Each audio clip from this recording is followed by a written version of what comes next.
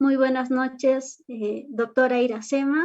Es muy grato para nosotros compartir este espacio con usted. Tiene la palabra. Muchas gracias, Claudia. Buenas noches, buenas tardes a todos allá en el Perú y desde donde nos acompañen. Siempre me da muchísimo gusto estar en contacto con nuestros colegas del Perú y los estudiantes. Siempre es enriquecedor estar en espacios como este, donde hay una interacción con la juventud, con las nuevas generaciones y de quienes aprendemos muchísimo. Bueno, pues iniciaré por agradecer a todos y cada uno de los integrantes del comité organizador del 18º Coloquio de Estudiantes de Geografía de la Universidad Nacional Mayor de San Marcos por su gentil invitación para participar en este importante evento. La verdad es que al darme esta conferencia magistral y dejarme al final de las presentaciones, me han puesto en un reto, lo cual me pone contenta, pero al mismo tiempo preocupada. Contenta porque tuve oportunidad de escuchar las experiencias, los trabajos, la visión que tienen allá en el Perú de la gestión, que en mi opinión es muy acorde con la realidad, aunque todavía nos falta empujar un poquito acerca de la implementación, como comentaba el profesor Meléndez. Entonces por eso estoy muy contenta, pero ahora estoy preocupada también porque la presentación que preparé lleva muchos de los aspectos que ustedes ya tocaron. Entonces espero que no sea una repetición, pero que se pueda tomar más como una síntesis de los aspectos más importantes de la reducción del riesgo de desastres y de la gestión integral del riesgo de desastres, que si bien ahora lo estamos hablando en el contexto del Perú, es muy importante para América Latina y el Caribe. Voy a compartir mi pantalla, si me lo permiten, y me voy a desconectar del video para que se vea mejor y regreso al final.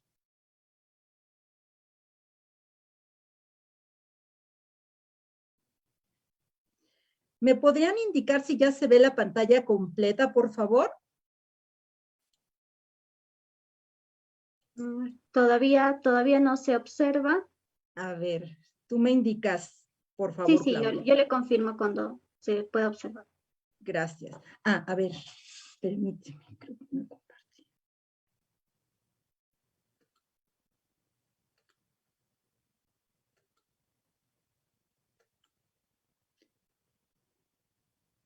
A ver si ya me habilitaron.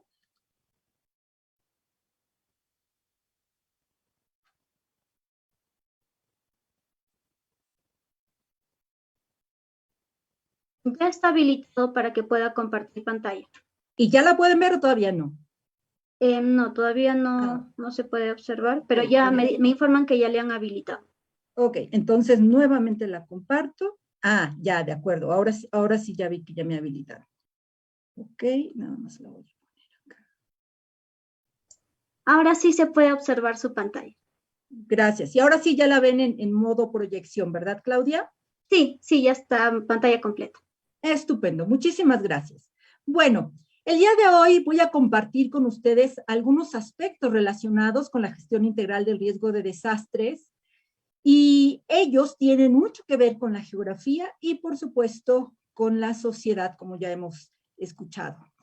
Para ello, dividí la presentación en 4 grandes puntos. Iniciaré hablando acerca de la importancia de la comprensión del riesgo, para después mencionar brevemente el significado de la investigación integrada del riesgo de desastres, y con base en estos conceptos será entonces posible adentrarnos en los ingredientes clave de la gestión integral del riesgo de desastres para finalmente retomar algunos de los muchos aspectos del vínculo entre la reducción del riesgo de desastres, la geografía y la sociedad.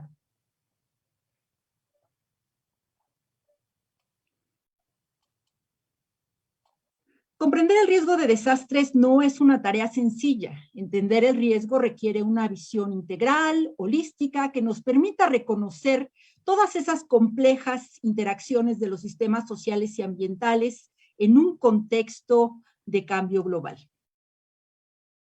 El impacto de los desastres en todo el mundo es un tema muy preocupante para nuestra sociedad y al enterarnos de la ocurrencia de los desastres, tanto en países dependientes como en los llamados desarrollados, nos damos cuenta del enorme reto que hemos tenido y que seguimos teniendo desde hace muchos años para reducir el riesgo de desastres, así como de la urgente necesidad de contar con políticas públicas sólidas orientadas a la gestión integral del riesgo de desastres que sean implementadas y no solamente existan en papel. La pregunta que entonces deberíamos hacernos desde la academia es ¿por qué a pesar de tantos avances científicos y tecnológicos y de las innumerables estrategias nacionales e internacionales encaminadas a prevenir los desastres, sus consecuencias negativas continúan incrementándose en todos lados? Los desastres son procesos sistémicos que se desarrollan a lo largo del tiempo y sus causas están profundamente arraigadas en la historia de las sociedades, su estructura y organización, lo cual incluye especialmente las relaciones que se han generado entre los seres humanos y el ambiente. De aquí, o en este sentido, que el reconocimiento de las causas de fondo o subyacentes son de suma relevancia para poder entender y prevenir los desastres. Como muy atinadamente ya nos compartía Glenn en su presentación hace unos minutos, los desastres no son naturales. Los desastres se generan a partir de la materialización o cristalización del riesgo, y el riesgo es a su vez el resultado de las diversas interacciones e interdependencias que se dan entre amenazas, condiciones de vulnerabilidad y de exposición. Las amenazas pueden definirse como procesos, fenómenos o actividades humanas que pueden desencadenar un desastre. Son de origen diverso, esto es, pueden ser de origen natural, como la actividad volcánica, la sismicidad, socionaturales, como algunos deslizamientos y algunas inundaciones, tecnológicas, como fugas, derrames y explosiones, y biológicas, como la COVID-19.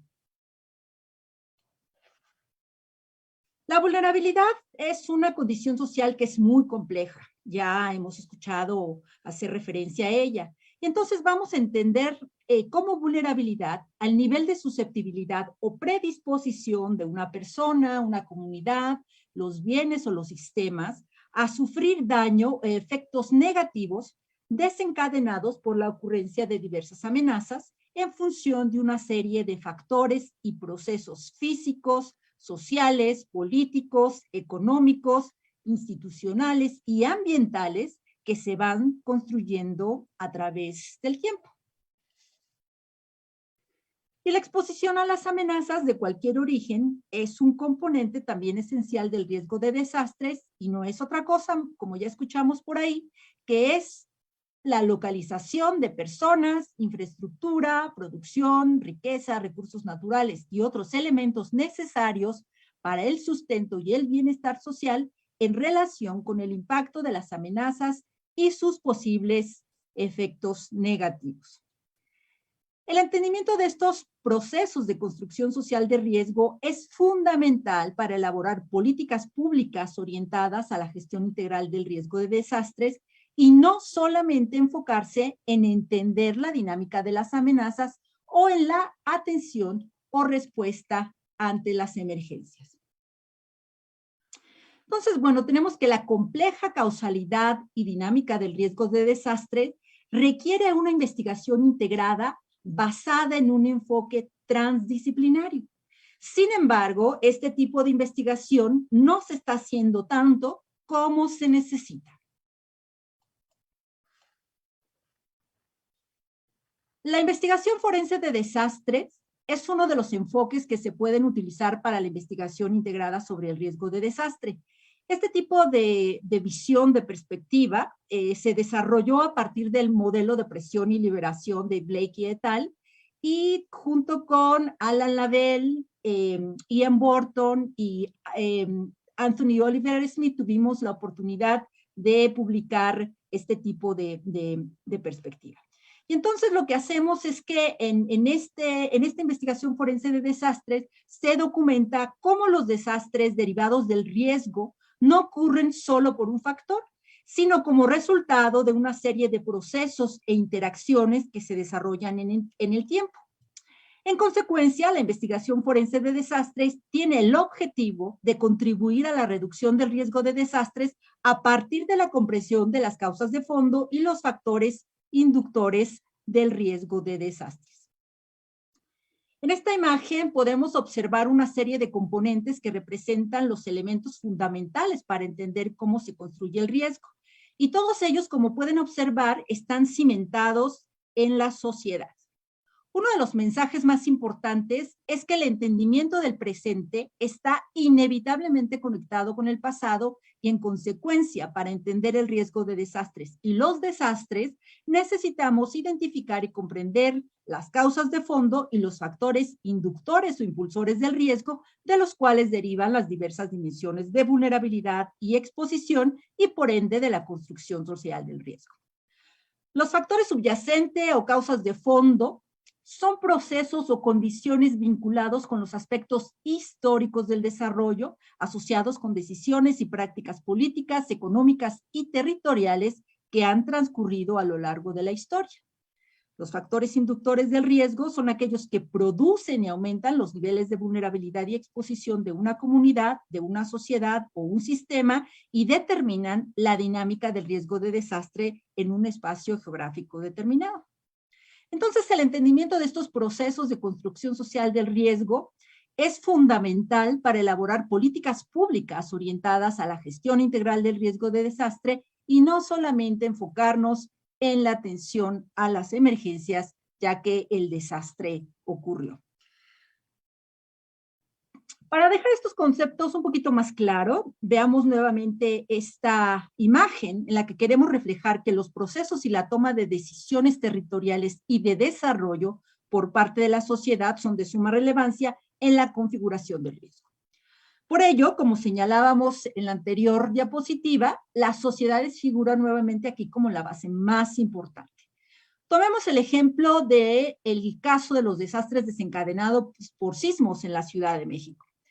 Las causas de fondo se remontan a la llegada de los españoles a Tenochtitlán y están ligadas con el desequilibrio que causaron entre la sociedad y la naturaleza al desecar los lagos, cambiar la hidrología y construir un espacio habitado con catedrales y la ahora Ciudad de México sobre los depósitos lacustres que, como sabemos, amplifican con facilidad las ondas sísmicas. De manera adicional, para este y muchos otros casos, los factores inductores del riesgo se vinculan con la falta de planeación y ordenamiento territorial ligados al crecimiento desmedido de las ciudades, y la Ciudad de México no es la excepción. La Ciudad de México y sus habitantes poseen una serie de características de vulnerabilidad y exposición derivada de ese mal manejo del territorio y que, por si fuera poco, también se asocian a factores como la corrupción y la falta de implementación de códigos de construcción. Este tipo de factores dan origen a condiciones críticas o causas inmediatas de los desastres, como por ejemplo los edificios mal construidos. Sabemos de sobra que los sismos no matan a las personas, sino los edificios mal construidos. Todos estos elementos e interacciones que hemos mencionado son manifestaciones de la construcción social del riesgo presentes de manera latente en nuestra sociedad. Al final de cuentas, es claro que la ocurrencia de un sismo simplemente actúa como la gota que derramó el vaso, es decir, como el mecanismo desencadenante del desastre, a partir del cual se revelan o concretizan consecuencias devastadoras que reflejan las condiciones de vulnerabilidad y exposición preexistentes en una comunidad, en este caso, en la Ciudad de México. Con base en todo lo anterior, podemos decir, o debe quedar claro, que la acción humana es el factor principal y el motor de la construcción social del riesgo de desastres. Entonces decíamos que un desastre se produce cuando se materializa el riesgo existente, el cual a su vez resulta de la combinación de la vulnerabilidad y la exposición y la ocurrencia de una o más amenazas, siendo que las amenazas son las que desencadenan el desastre. Es así que podemos hacer énfasis nuevamente en que esos factores inductores son aquellos procesos que incrementan la vulnerabilidad y la exposición en una sociedad o en un sistema, y son los que determinan en gran medida la dinámica y el impacto de los desastres. Y entonces, entre ellos cabe destacar la urbanización, la deforestación, la desigualdad, la pobreza, las condiciones inseguras, el analfabetismo, la insalubridad, la falta de ordenamiento territorial y planeación. También la gobernanza endeble es un factor muy importante. Y por si eso fuera poco, pues le sumamos también el cambio climático. Ya teniendo en mente un panorama más claro de la necesidad de desarrollar esa investigación integrada, es más fácil abordar y entender la complejidad natural de la gestión integral del riesgo en el contexto de la formulación de políticas públicas, toma de decisiones y práctica. Ya nos decía por ahí también Glenn que la gestión integral del riesgo de desastres se puede definir como un proceso social que involucra a los 3 órdenes de gobierno, así como a los sectores de la sociedad, dirigido a identificar y aplicar políticas y estrategias de reducción del riesgo de desastre con el propósito de prevenir nuevos riesgos, reducir los riesgos existentes, gestionar el riesgo residual y controlar de forma permanente los factores de riesgo de desastre en la sociedad, en consonancia e integrada al logro de pautas de desarrollo humano, económico, ambiental y territorial sostenibles, donde la participación de las comunidades vulnerables expuestas es eje fundamental de una gestión integral exitosa. La gestión prospectiva aborda y trata de evitar la aparición de nuevos o mayores riesgos. Se centra en abordar los riesgos de desastre que podrían surgir en el futuro si no se establecieran políticas de reducción del riesgo de desastres, como por ejemplo una mejor planificación del uso de la tierra o las redes del abastecimiento del agua. La gestión correctiva aborda y trata de eliminar o reducir los riesgos de desastre que ya están presentes, que ya existen y que deben ser gestionados y reducidos de inmediato, como por ejemplo las reubicaciones de poblaciones o de los activos expuestos, el reforzamiento de infraestructuras vitales, etcétera. La gestión compensatoria refuerza la capacidad social y económica de las personas y las sociedades ante el riesgo residual, esto es, el que no se puede reducir de manera efectiva. Incluye actividades de preparación, respuesta y recuperación. Combina diferentes instrumentos financieros como los fondos nacionales para imprevistos, los créditos contingentes, los seguros, reaseguros, redes de protección social, etc. La gestión del riesgo de desastres debe entenderse como un proceso complejo de carácter transversal e integrado, en la cual deben haber una estrecha relación con el desarrollo y su gestión. Y este tipo de proceso requiere, por supuesto, la integración y coordinación a través de los diversos niveles territoriales, así como la creación y consolidación de estructuras organizativas, institucionales, permanentes y sostenibles. Y asimismo, debe promover, como habíamos dicho, la participación y apropiación de los actores sociales.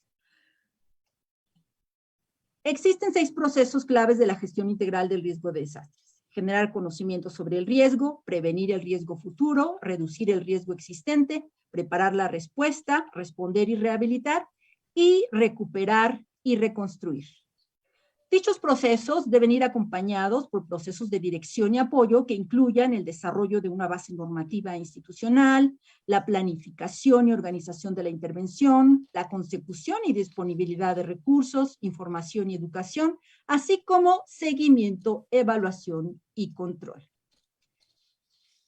Si bien la tarea de la protección civil se enmarca en la gestión del desastre y se enfoca en la organización, planificación y aplicación de medidas de preparación, respuesta y recuperación en caso de emergencia o de desastre, la gestión integral del riesgo es un proceso mucho más complejo que requiere una participación permanente y no solo ante la inminente ocurrencia de una o varias amenazas, y debe tener un enfoque transsectorial y multiescalar. En esta última sección abordaré de manera muy puntual algunos mensajes clave relacionados con el quehacer de nuestra geografía en el contexto de la gestión integral del riesgo de desastre y su papel en la sociedad. La gestión integral de riesgo de desastres es equiparable a la parábola del elefante y los ciegos, la cual narra que había 6 sabios ciegos que vivían en una pequeña aldea. Un día alguien llevó un elefante. Los sabios buscaban la manera de saber cómo era el elefante, ya que no lo podían ver, por lo que decidieron tocar. Uno tocó una de las grandes orejas del elefante, por lo que asumió que era como un gran abanico. Otro le tocó las patas e imaginó que era como un árbol. El tercero de ellos pensaba que los otros estaban, por supuesto, equivocados, ya que percibió al elefante como una soga debido a que le había examinado la cola. Como era de esperarse, los 6 sabios se metieron en una interminable discusión durante horas sin ponerse de acuerdo sobre cómo era el elefante. Si adaptáramos esta historia como la parábola del desastre y los científicos, esta sería muchísimo más complicada, ya que cada científico, en función de su disciplina y alimentado de su propia construcción de certeza, explicaría el desastre. Y más aún, si adaptáramos la parábola a los tomadores de decisiones, entenderíamos por qué en la práctica los esfuerzos siguen orientados a la gestión del desastre, esto es, a las actividades de respuesta, y no así a la gestión del riesgo.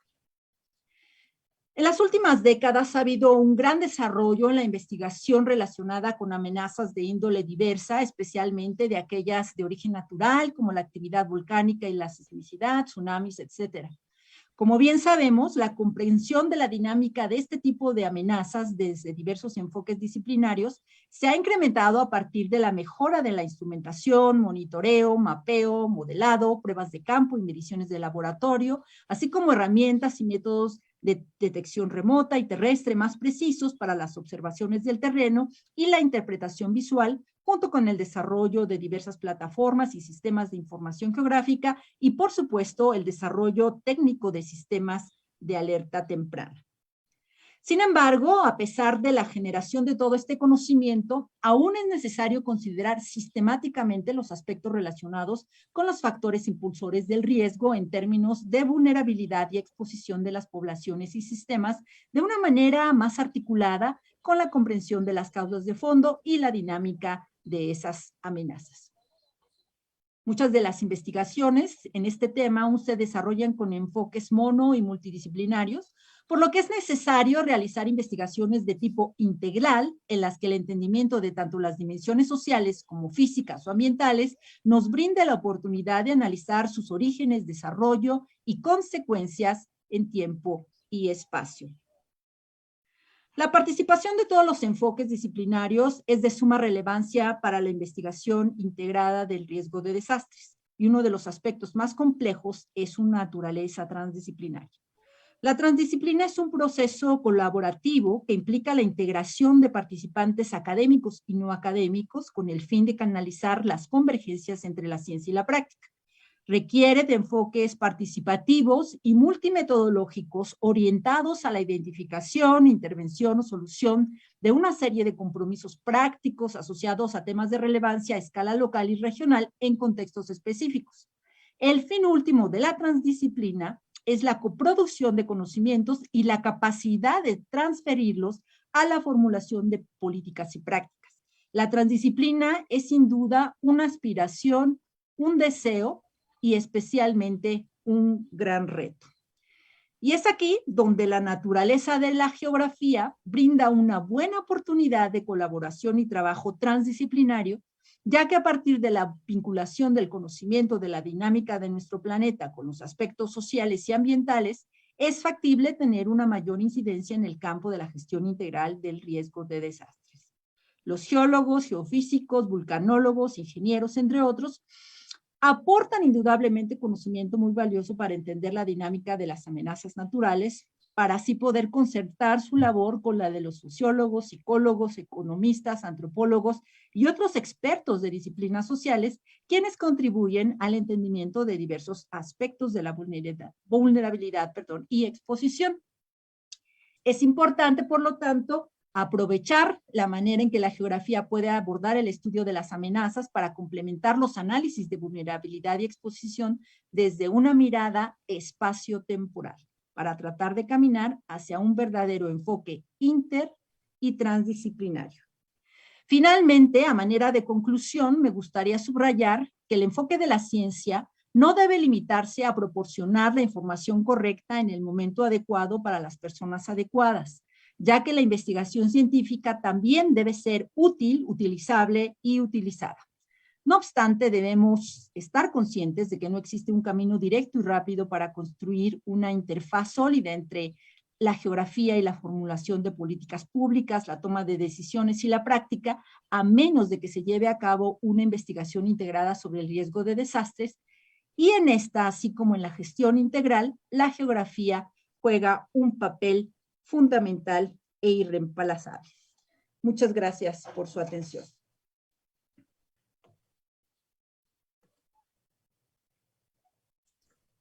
Muchas gracias, doctora. Y quisiera recoger lo primero que dijo al iniciar su ponencia, ¿no? Que estamos frente a la urgencia de implementar políticas en torno a la gestión de riesgo de desastres, pero que no se queden solamente en el mero papel, ¿no? Que estas sean llevadas a la práctica y que sean ejecutadas como se debe. Y ahora, siguiendo con el programa, vamos a pasar a la ronda de preguntas. Y vamos a empezar con una pregunta dirigida para la doctora Iracema Alcántara, ya que acaba de presentarnos su tema. Esta pregunta viene de parte de Aldair Sotelo, quien nos dice que, entonces, ¿cuál sería el aporte del geógrafo en la gestión de riesgos de desastres? ¿Qué lo diferencia de otros profesionales como los ingenieros ambientales, los geólogos, etcétera? Esa es la pregunta planteada. No sé si puede responder. Gracias, Claudia. Gracias por tu pregunta, Aldair. Bueno, mira, los ingenieros, los geólogos tienen un espacio muy, muy reducido en cuanto al trabajo que desempeñan, porque tienen una visión que solamente les permite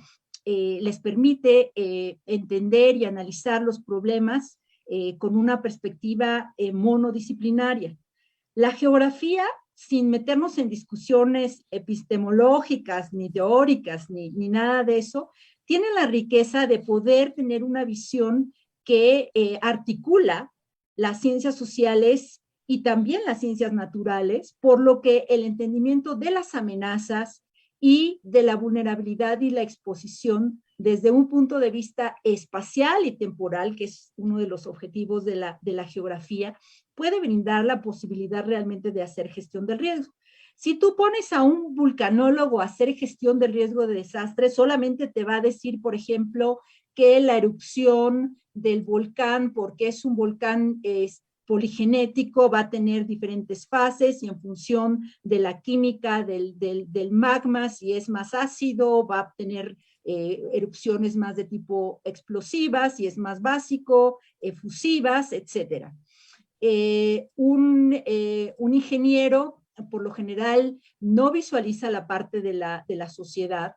Un psicólogo, un sociólogo va a tener un conocimiento especializado de la sociedad, de la comunidad, de los individuos en función con su disciplina, pero la geografía te da ese lente amplio que te permite entender esas interacciones y articulaciones y el poder visualizar en un espacio esa dinámica. Muchas veces, o recientemente, en los últimos años, pues, se ha puesto de moda, por ejemplo, el uso de sistemas de información geográfica por no geógrafos, no solo por geógrafos. Y el problema es que no entienden los mapas, que no entienden la geografía, y lo único que saben es apretar botones para hacer mapas sin entender realmente el significado de la escala, de las proyecciones, de los elementos, de las variables, de la dinámica, de la articulación, todo lo que los geógrafos sabemos. Y entonces esa es la ventaja de la geografía, de los geógrafos en el ámbito de la gestión integral del riesgo. No sé si con eso queda un poquito claro o ya te hice más dudar al respecto. Creo que sí ha quedado más claro. Gracias por absolver esta duda que nos presenta nuestro compañero. Y es de esta forma que hemos concluido con nuestra última mesa temática del 18º Coloquio de Estudiantes de Geografía